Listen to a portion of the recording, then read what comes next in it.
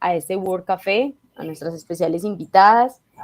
Lastimosamente, el día de hoy no nos puede acompañar la doctora Zoe Díaz Bernal debido a un contratiempo que tuvo. La doctora está en ese momento en Cuba, pero nos envió sus videos a partir de unas preguntas orientadoras que guiarán entonces esta sala.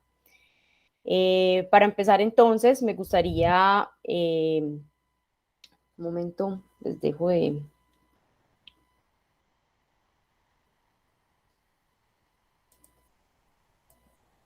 Me gustaría entonces presentar a la doctora Natalia Galeano, que se encuentra en este momento con su cámara abierta. Ella es profesional en la antropología por la Universidad de Antioquia, magíster y doctora en antropología social por el CIESAS de Ciudad de México. Ha trabajado en temas relativos a la violencia, la salud mental, las adicciones, masculinidades y feminidades entre jóvenes urbanos y rurales de comunidades étnicas. Ha trabajado como docente e investigadora en la Universidad de Antioquia, la Universidad CES y la Universidad Manuela Beltrán. Actualmente se desempeña como líder de investigación en el Centro de Investigación Escuela contra la Drogadicción de la Gobernación de Antioquia. Doctora, le damos la cordial bienvenida a este espacio. Muchas gracias, Sara, por la presentación. Muchas gracias por la invitación a este espacio, que es muy interesante este diálogo con personas que tienen tanta relevancia en el tema de la salud pública. Y bueno, pues muchas gracias a los participantes también por escucharnos y por estar acá. Perfecto. Bueno, y la doctora Zoe Díaz Bernal, que no nos va a acompañar, pero que envió sus videos que vamos a proyectar el día de hoy con sus respuestas. Es profesional en microbiología, magíster en antropología médica y doctora en ciencias de la salud. Ha mantenido un trabajo sistemático en las áreas docente e investigativa, con aportes en el orden científico y metodológico y en la develación de la determinación de género en la salud de los colectivos humanos. Desde el año 2012 coordina la Red de Género y Salud Colectiva de la sección de Medicina Social de la Sociedad Cubana de Salud Pública y es coordinadora regional de la Red Latinoamericana de Género y Salud Colectiva de ALAMES. Además, actualmente se desempeña como profesora titular e investigadora en la Escuela Nacional de Salud Pública de Cuba. Entonces, para dar inicio entonces a nuestro World Café, invito a la doctora Natalia a que conversemos alrededor de la primera pregunta que tenemos para el día de hoy, que es cómo reconocer el carácter colectivo de la salud en el marco de la sindemia por la COVID-19 desde su experiencia y sobre todo desde esa experiencia local. Entonces, doctora, le doy la palabra y posterior tenemos aproximadamente 5 minutos para esta pregunta y posteriormente entonces proyectaremos el video de la doctora Zoe. Bien, muchas gracias, Sara. Bueno, en relación a esta pregunta, yo creo que la sindemia del COVID-19 es una oportunidad muy pertinente para reflexionar justamente el carácter colectivo de la salud y específicamente de la salud mental. Primero me gustaría señalar el asunto de la interdependencia que tenemos entre la vida humana y no humana, ¿cierto?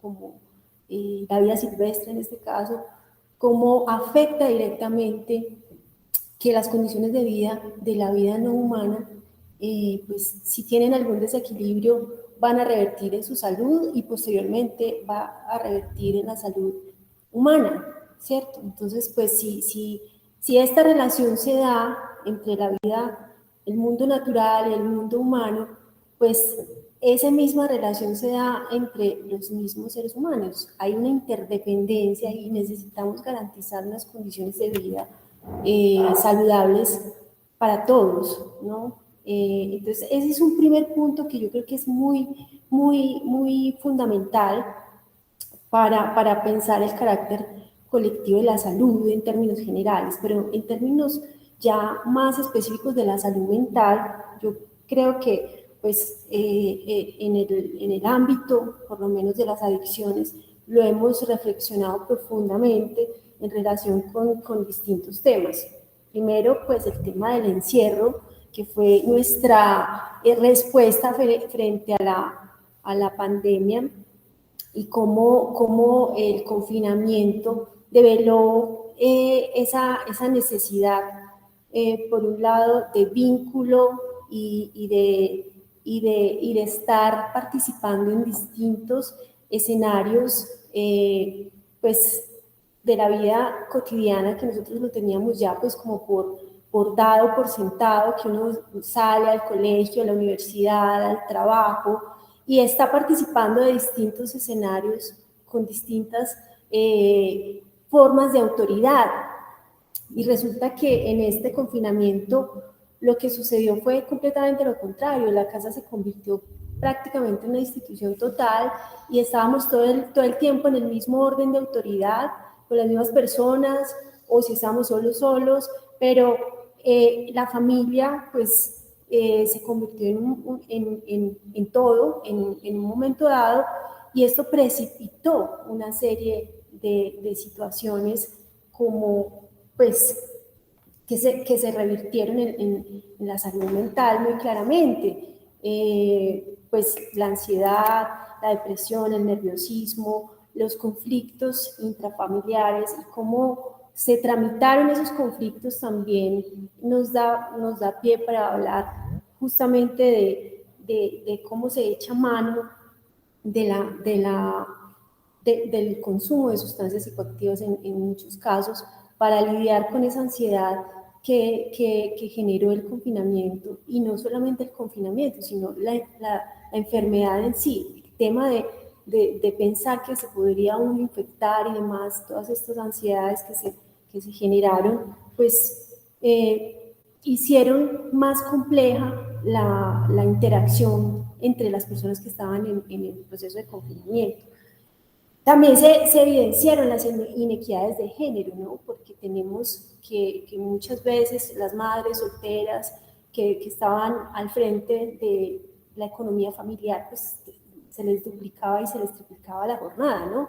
De trabajar en el mismo espacio, de ayudar a los hijos con las tareas, de limpiar el hogar, de todas estas tareas que se fueron acumulando y que sobrecargaron sobre todo a las mujeres en los espacios domésticos, pero también se evidenciaron violencias sexuales, violencias pues, de todo tipo, machistas, y finalmente pues también estaría el tema de la incertidumbre laboral, que esto afecta y afectó de una manera muy dramática el tema de la salud mental, la incertidumbre, los despidos masivos, pues básicamente pensar que no tenemos con qué sobrevivir, eso es algo que detona aspectos relativos con la salud mental y que muchas veces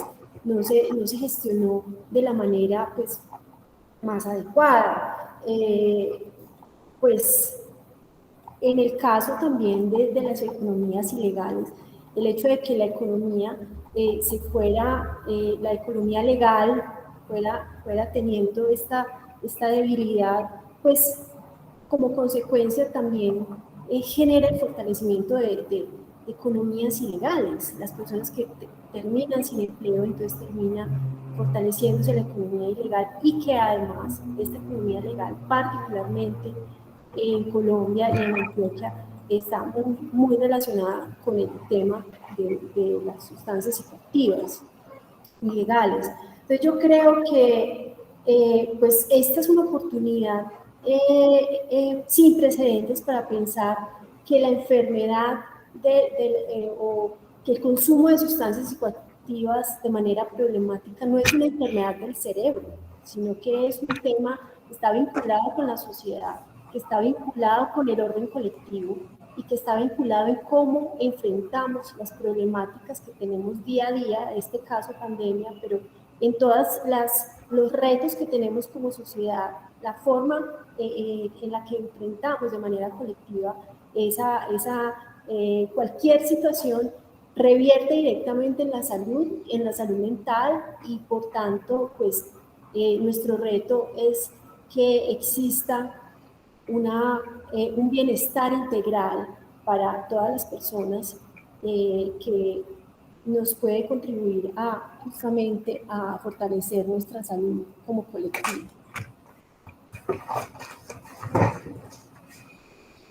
Yo dejaría por ahí porque creo que ya han pasado los 5 minutos. Sí, invito también a las personas que nos acompañan en ese World Café, que si empiezan a tener alguna duda, que si quieren hacer preguntas, las puedan empezar a escribir por el chat, o al final vamos a tener un espacio para que ustedes puedan interactuar con la doctora Natalia y pues podamos generar un diálogo. Doctora, muy en la vía que usted nos está comentando, la doctora Zoe nos envía su video. Voy entonces a...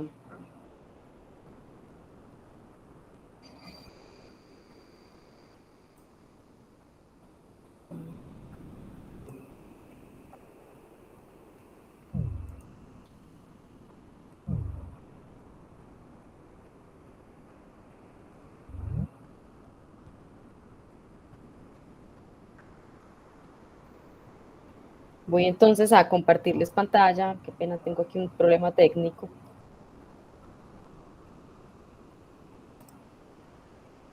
Y por favor me dicen si me están escuchando el video en 3, 2, 1.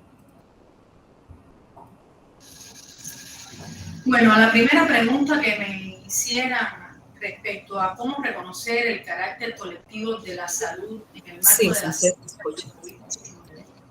quisiera ante todo colocar mi parecer sobre lo que significa ese carácter colectivo de la salud. Bueno, primero decir que esto es algo que todavía está pendiente de ser sistematizado en muchos contextos y alude a la promoción y el fortalecimiento de expresiones colectivas progresistas que a su vez impulsen la salud y apoyen la construcción de estados democráticos coherentes con esas necesidades por la defensa de inalienables de la propia vida. Esta idea del mundo grande, aprendida de ese fuerte campo práctico y disciplinar desarrollado en Brasil, tiene una enorme vigencia en momentos en los que el mundo y los pueblos hemos debido enfrentar una epidemia como lo ha sido la COVID-19. Y por supuesto hemos debido enfrentar también crisis que han desbordado los espacios eminentemente sanitarios. De esta manera se ha debido superar las intervenciones técnicas normativas que dicta la salud pública tradicional, en pocas palabras, este contexto sistémico, a la vez que ha debilitado la metáfora que sustenta la eficacia de la enfermología pública, ha reclamado un cambio hacia la mirada colectiva del hacer y del generar salud. Esto ha permitido reconocer en primer lugar la ineficacia de acciones salubristas tecnocráticas y normativas y concebir el verdadero éxito de las acciones epidemiológicas a partir de lo que hacen los sujetos conscientes y vivos que hacen parte de esos colectivos humanos de los que estamos hablando, de cómo ese éxito depende de las formas de vivir de esos colectivos humanos y de sus comportamientos autónomos, así como de la solidaridad humana. No huelga decir que esos colectivos humanos son autopoléticos. El carácter colectivo de la salud, visto en sus múltiples intersecciones socioculturales, ha permitido comprender que las diversas racionalidades vinculadas al constructo de género están fuertemente implicadas en el control epidemiológico del virus SARS-CoV-2. Así, por ejemplo, si no se convocaban a las fuerzas colectivas implicadas en las estructuras de cuidado, como se conocen, por supuesto, en la mayoría de los países de la región, estos cuidados que caen sobre las mujeres, si además no participan colectivos involucrados en mantener el orden y la cohesión social, vigilantes de esas múltiples formas de violencia de género, de momentos de crisis como han sido impuestos esta pandemia con el distanciamiento social y el campo privado, pues tampoco hubiera habido éxito de las acciones por controlar el virus. si además no hubiéramos contado con la participación de otras fuerzas comunitarias capaces de brindar apoyo a las acciones desarrolladas por el sistema de salud, por los profesionales de la salud, por ejemplo, la Federación de Mujeres Cubanas apoyando la campaña de vacunación masiva, si los gobiernos locales y el gobierno nacional no hubiera implementado estrategias y medidas de distribución y control de los recursos que además se volvieron muy escasos en el contexto pandémico debido al recrudecimiento del bloqueo que nos impone los Estados Unidos, con atención especial a grupos vulnerables y a mujeres y a la infancia, pues tampoco el éxito hubiera sido posible. En definitiva, los mandatos y constructos de género imponían en todo caso un derrotero tanto práctico como ideológico que lograba desviar el curso de acciones muy bien concebidas, acciones sanitaristas muy bien concebidas a nivel de laboratorio, pero que en la vida cotidiana tenían su propio curso. Y esto me parece a mí que ha sido fundamental que se reconociera en el marco de esta sindemia para poderlo abordar de manera consecuente.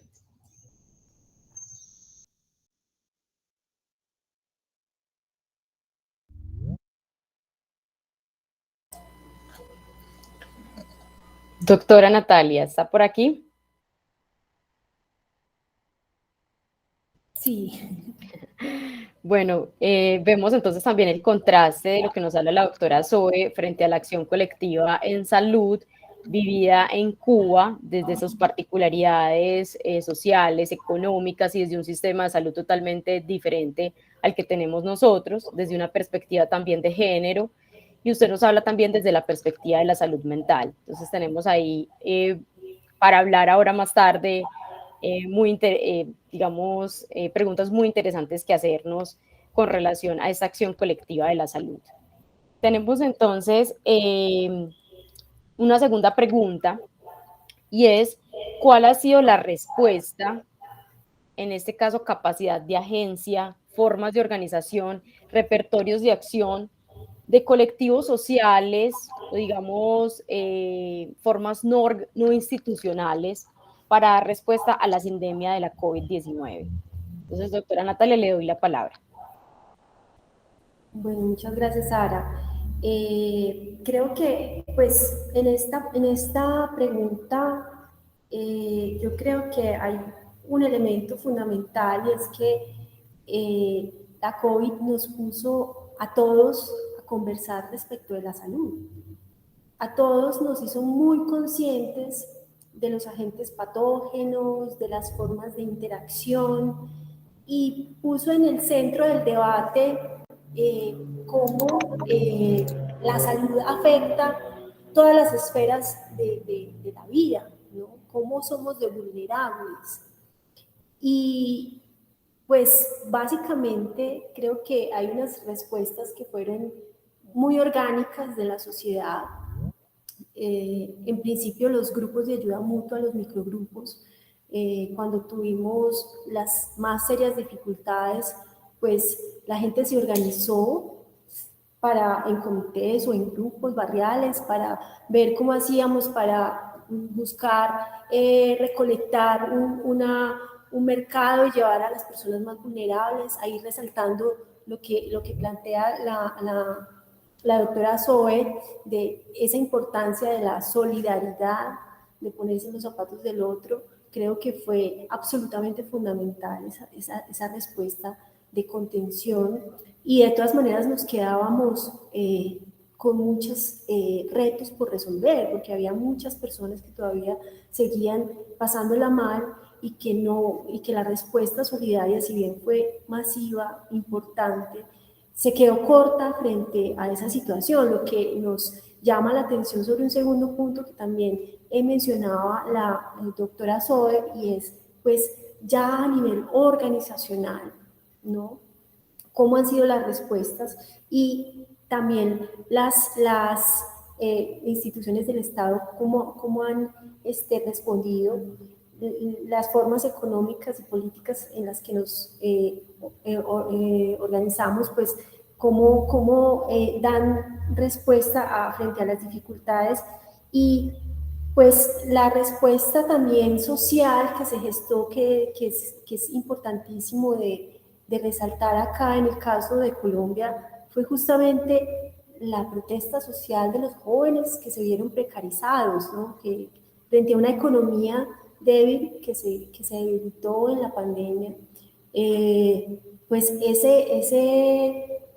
esa organización espontánea de los jóvenes y de muchas personas que salieron a las calles a decir, necesitamos una nueva organización, necesitamos unos escenarios de participación, y a pesar de que existía el riesgo del contagio, la gente pues decidió darle prioridad a la participación política y democrática en el marco de la protesta social. Entonces eso en Colombia, y yo creo que fue un ejemplo para Latinoamérica, que también después se vieron algunos procesos de movilización en Guatemala, en México, y pues así fuera algo que pues en un momento se desvaneció, pero yo creo que nos dejó un aprendizaje de la importancia de la participación social y de la participación política y del bienestar colectivo, la necesidad de la gestión del bienestar colectivo para enfrentar pues la dificultad y la adversidad que nos dejó esta pandemia. Entonces, ese punto me parece muy importante porque creo que hay todavía un germen de esa organización, y que probablemente esto nos pueda llevar a transitar a mejores escenarios en términos de la participación política de los colombianos. Yo creo que somos otros después de las protestas sociales que se dieron en el 2021 y 2020. Por ahí dejaría, creo que ya me he tomado los 5 minutos. Gracias, doctora. Vamos entonces a compartir la respuesta de la doctora Zoe.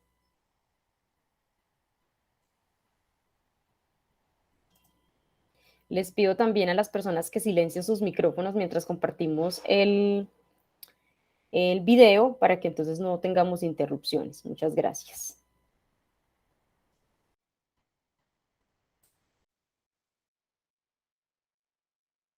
Se debe entender es una organización política. Yo quisiera decir que estos colectivos sociales han desarrollado estrategias de que, como se debe entender, es una organización política. Yo quisiera decir que estos colectivos sociales han desarrollado estrategias de afrontamiento para mitigar los impactos de la epidemia, tanto a nivel social como a nivel de los servicios, como a nivel institucional, como a nivel justamente de la vida cotidiana de las personas.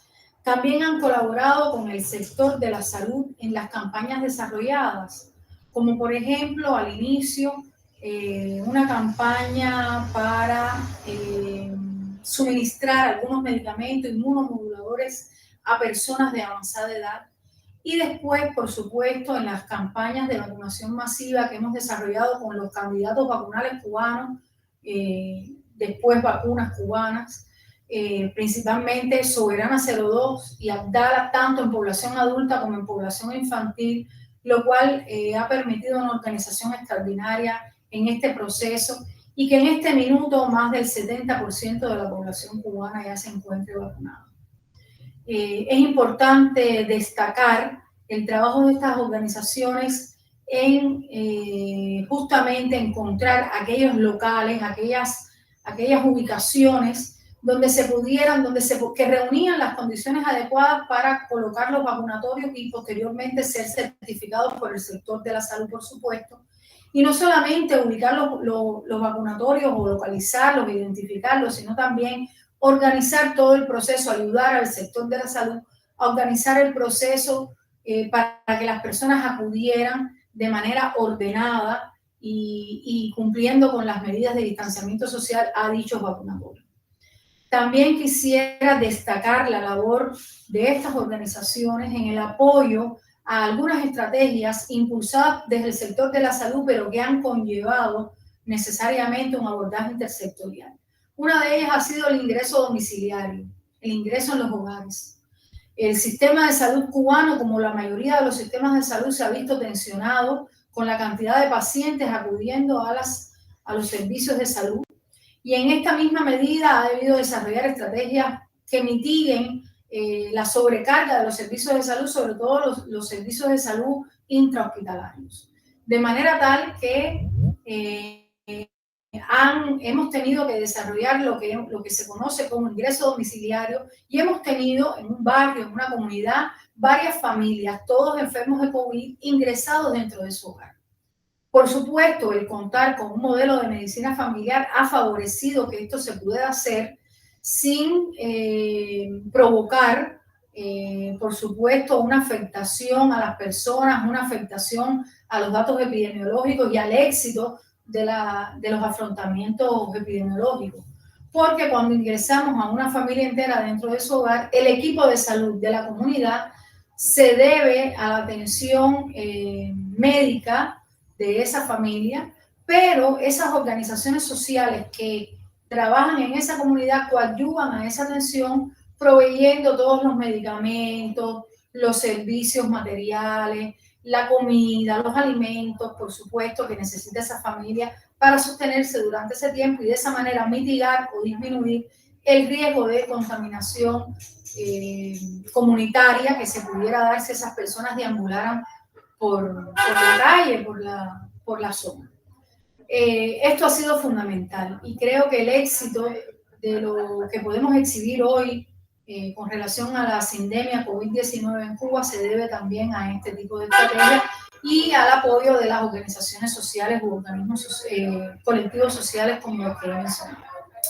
También quisiera destacar el papel que ha jugado la Federación de Mujeres Cubanas en el combate a todas las manifestaciones de violencia de género que han pululado durante este tiempo de crisis, durante este tiempo de confinamiento, y también a la consecución de políticas públicas garantes de una serie de derechos para colectivos como son, por ejemplo, las personas LGBTIQ+,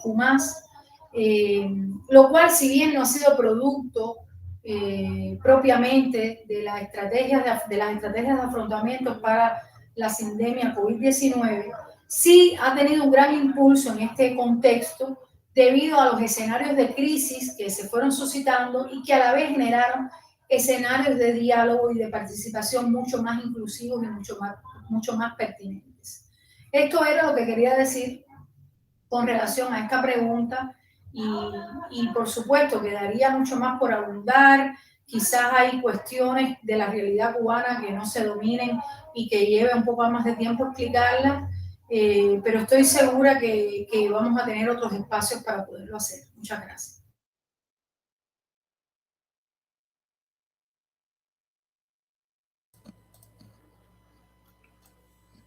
Bueno, ya luego entonces de escuchar a la doctora Zoe Díaz, vemos entonces que esos repertorios de acción, esas formas de movilización de la comunidad frente a dar respuesta a esa sindemia, también nos demuestra que la respuesta institucional a veces no es escasa y que muchas veces esa respuesta, que es una respuesta social, una respuesta comunitaria, en la mayoría de las ocasiones termina siendo la respuesta más próxima o la respuesta más, no digamos que adecuada, pero sí más cercana a las personas. En el caso entonces de Cuba, nos hablaron entonces de los colectivos de mujeres, las organizaciones barriales y cómo entonces también esas organizaciones jugaron un papel importante tanto en la vacunación como en, digamos, en la movilización de las mujeres a favor o en contra de la violencia de género y de otros colectivos LGBTI.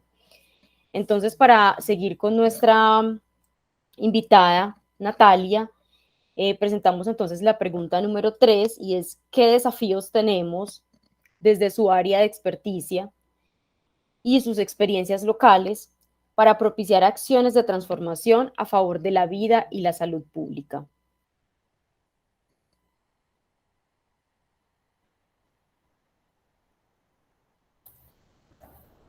Bueno, primero mencionar que, pues, o hacer hincapié que yo trabajo en una institución, la Escuela contra la Drogadicción, que es una institución de orden gubernamental que trabaja la investigación para la transformación social y para la apropiación social del conocimiento.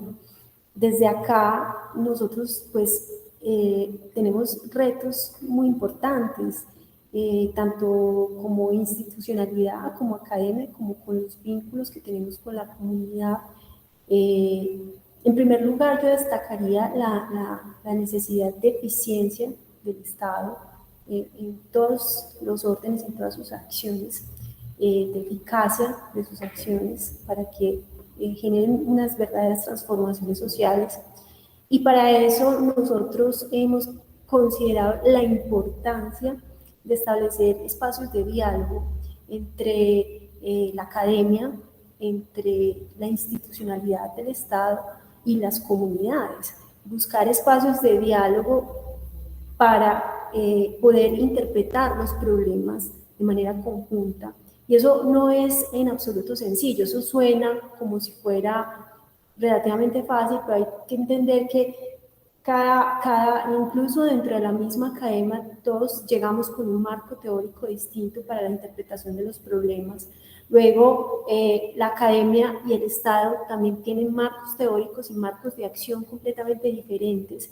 Y a su vez, las comunidades tienen a solucionar sus problemas de una forma, como decía Sara, muy práctica, muy pragmática y muchas veces es muy eficaz y muy eficiente. Por eso es que tenemos mucho que aprender de las comunidades y darles el espacio y la palabra a la hora de pues, pensarnos acciones en colectivo.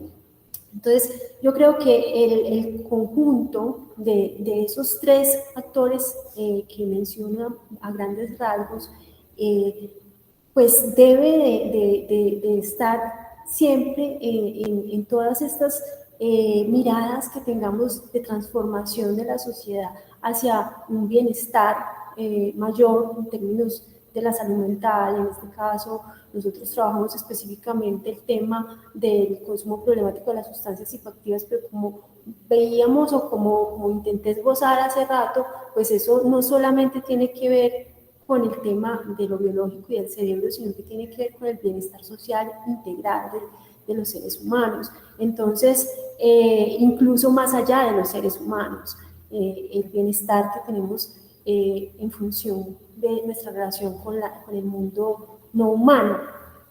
Y pues creo que buscar esos espacios de interlocución, diálogo y de transformación con esos actores es absolutamente clave, y llevar a cabo un proceso que se mantenga en el tiempo, que podamos definir, que vamos creciendo en ese diálogo y que vamos generando cada vez más entendimientos y cada vez más formas de sinergia entre los distintos actores sociales. Yo creo que sería un reto absolutamente interesante, porque pues no veo otra forma posible de transformarnos, ¿no? Sino a través del conocimiento científico, de la voluntad política y de la acción conjunta con la comunidad para buscar justamente el bienestar colectivo.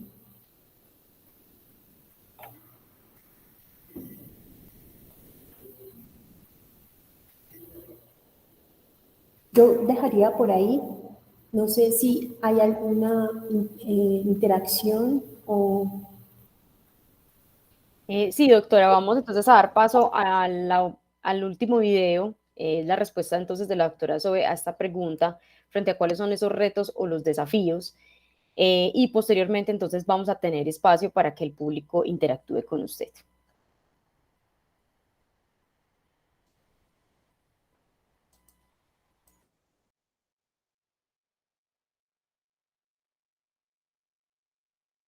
Esta última pregunta, pudiéramos estar hablando mucho tiempo sobre ella. O sea, cuando nos piden que identifiquemos desafíos, siempre las personas pues tenemos múltiples desafíos identificados a lo largo de, bueno, de nuestro quehacer profesional, de nuestro quehacer académico, incluso de nuestro quehacer personal.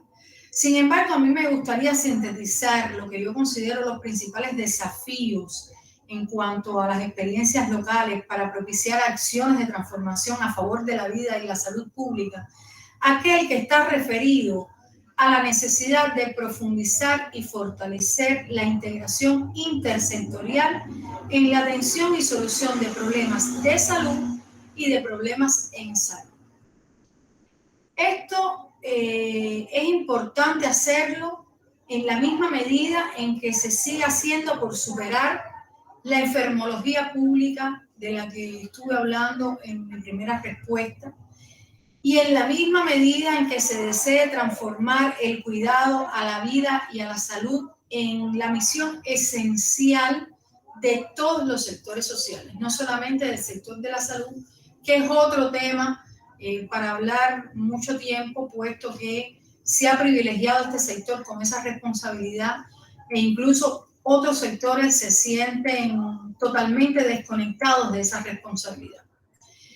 Yo creo que también es fundamental en esa integración intersectorial, en esos esfuerzos a favor de la vida y la salud pública, trascender el carácter homocentrista que tienen la mayoría de nuestras acciones y apostar de esta manera por el respeto a la vida en su armonía natural y no en una armonía impuesta desde el homocentrismo.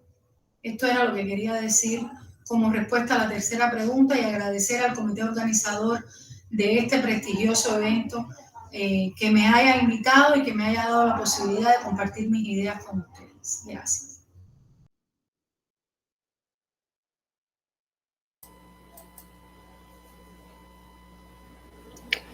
Bueno, no sé, doctora, creo que la respuesta también de la doctora Sobe va muy en vía de lo que usted dice y es la intersectorialidad, pero una verdadera intersectorialidad. Y bueno, usted nos hablaba también de la necesidad de esa unión o esa sinergia entre la academia, las comunidades y el Estado. Entonces tenemos unos 7 minutos para que ustedes como público puedan hacerle preguntas a la doctora Natalia, puedan interactuar, hacer comentarios frente a lo que escucharon de parte de la doctora Zoe y de parte de la doctora Natalia. Si alguien, por favor, quiere hablar, quiere alzar su mano, ese es el momento.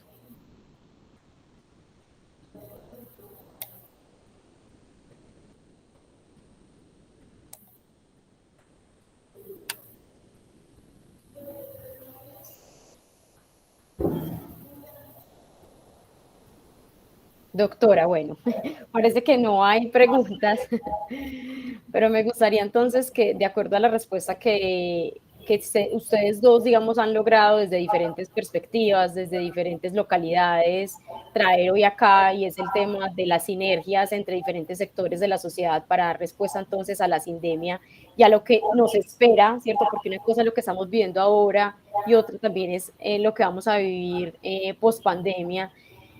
No sé qué, digamos, desde la Escuela contra la Drogadicción y desde su experiencia y su cargo actual, que esa apuesta del diálogo que nos estuvo comentando, si nos pudiera ampliar un poco sobre esto, si es un proyecto que tienen actualmente, una estrategia que tienen a partir de la sindemia, o si es algo que ya venían realizando y ahora se está conformando, digamos, como de una mejor manera o una manera más fuerte.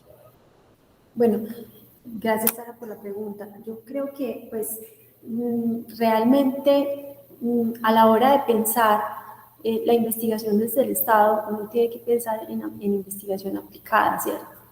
Y la investigación aplicada está directamente orientada a la transformación social. ¿Y cómo haces la transformación social? Pues con la sociedad. Yo creo que eso pues, es como una regla básica, ¿cierto? Entonces, por eso hay que pues, otorgar la palabra, involucrarse con la sociedad y hacer investigación que no solamente nos dé cuenta de lo objetivo, de lo estadístico, sino también de cómo están sucediendo las cosas y por qué suceden las cosas de acuerdo con la visión de las comunidades para implicarlas en el proceso de transformación social. Como te decía, esto suena como que pues fuera muy sencillo, pero realmente es un mundo, porque casi que cada actor que estamos involucrando en este proceso tiene una cosmovisión respecto del problema a interpretar.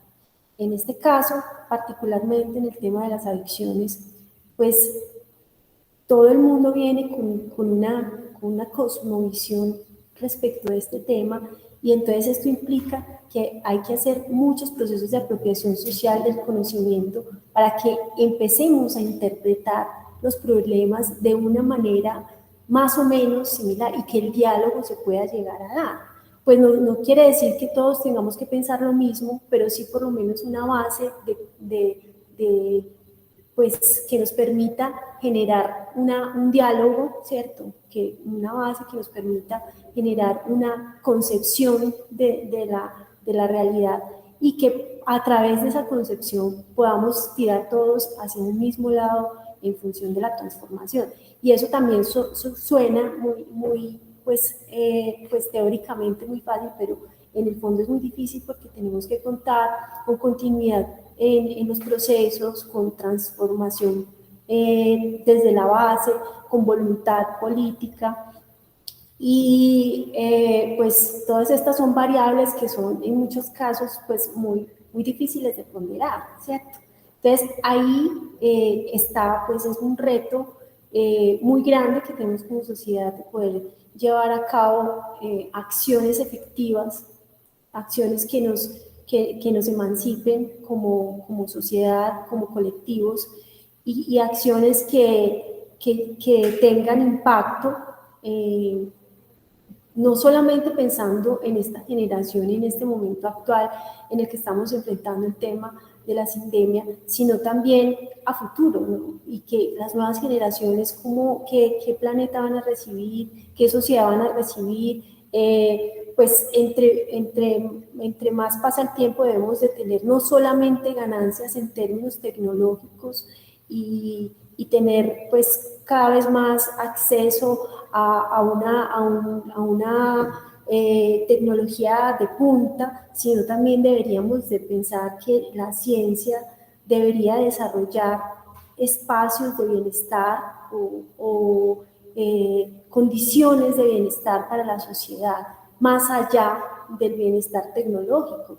Deberíamos de pensar que deberíamos de avanzar en el bienestar social de manera sustancial y poner eso como prioridad en nuestros derroteros de trabajo y en nuestros derroteros de las instituciones.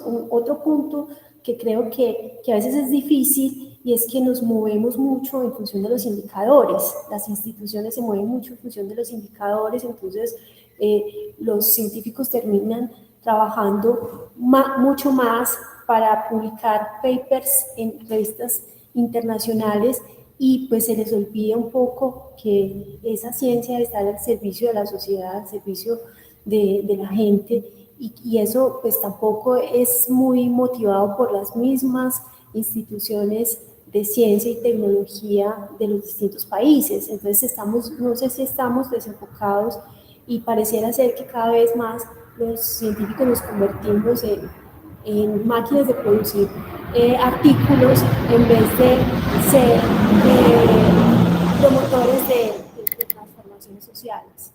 Entonces creo que ese punto también es un punto muy importante.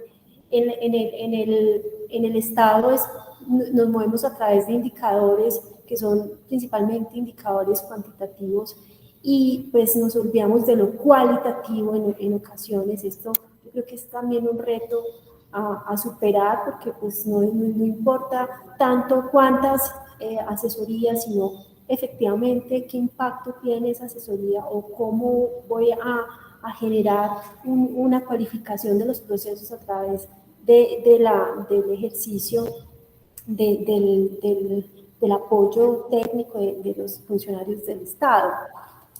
Bueno, y ejemplos hay miles y podríamos hablar mucho más de esto, pero no sé, bueno, si hay otro punto a profundizar también podríamos darle cabida.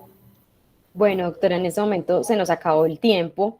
Son las 10:30 y la idea es que las tres salas nos unamos en una sola, que es el auditorio principal, para conversar un poco, ¿cierto? Desde la perspectiva histórica, global y en este caso local, qué acciones en colectivo o qué acciones podrían inspirar entonces la salud pública, qué retos y desafíos tenemos desde la salud pública, ¿cierto? Para la pospandemia. Entonces, los invito a todos y todas los que están aquí a dirigirse al auditorio principal para que desde allí podamos entonces escuchar la síntesis de las tres salas del World Café y nos quedaríamos ahí más o menos de 10:30 a 11. Muchas gracias. Muchas gracias a ti.